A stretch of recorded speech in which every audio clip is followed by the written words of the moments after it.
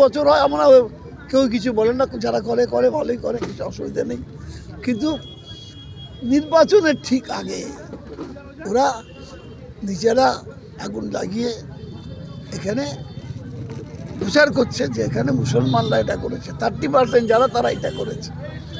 এইটা যে বলা, এটা মানে এখানে একটা জেহাদিরা করেছে বলছে, এইসব কথাই যে মানে নোংরা কথা বলা, এটা করে এখানের মধ্যে যে মানুষ শান্তিপূর্ণভাবে সকালে আছি, আমরা সব ধর্মের মানুষ একসঙ্গে আছি, সহাবস্থান এখানে আছে, মৈত্রী আছে এখানে, সেটাকে ভেঙে দেওয়ার যে কুৎসিত খেলায় নিতেছে, তার বিরুদ্ধে আজকের এই সভা।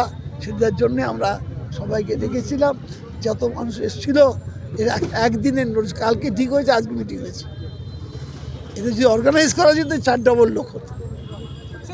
একজন কেন্দ্রীয় প্রতিমন্ত্রী, তার মুখ দিয়ে এই ধরনের ভাষা বেরোচ্ছে, কি বলবেন এটা? বললাম তো, ওদের ওই জাতপাত ধর্মান্ধতা ছাড়া আর কিছু বলার নেই, কারণ নরেন্দ্র মোদীর কাছে কিছু এমন নেই। যা যা বলেছে সব মিথ্যা প্রমাণ হয়ে গেছে। উনি এখানে আমাদের রাজ্যে ভারতবর্ষের মানুষকে বলেছিলেন 15 লক্ষ করে টাকা এনে দেবো, যত লোক টাকা নিয়ে পালিয়ে গেছে, যারা সব সুইস ব্যাংকে টাকা রেখেছে সব ধরে আনবো, আর সবার অ্যাকাউন্টে 15 লক্ষ টাকা দেবো। 1 টাকাও দেননি। উনি বলছেন 2 কোটি বেকারের চাকরি হবে বছরে, তাহলে 12 বছর হতে চললে 24 কোটি লোকের চাকরি হওয়ার কথা, কটা লোকের চাকরি হয়েছে? দ্রব্যমূল্য বৃদ্ধি চলেছে, কমাতে পারেননি। তেলের দাম বাড়লে, পেট্রোলের দাম বাড়লে, জিনিসের দাম বাড়ে, এটা আমরা সবাই জানি। একটু আগে সজল দাস বলেই দিয়েছে আপনাদেরকে পেট্রোলের দাম কত বেড়েছে আর ডিজেলের দাম কত বেড়েছে। অটোমেটিক্যালি গরিব মানুষ অসম্ভব কষ্টের মধ্যে আছে। দেশের গরিব মানুষ তো বেশি, বড়লোক কম। সে গরিব মানুষের দিকে প্রচণ্ড কষ্টে আছে নরেন্দ্র মোদীর নেতৃত্বে।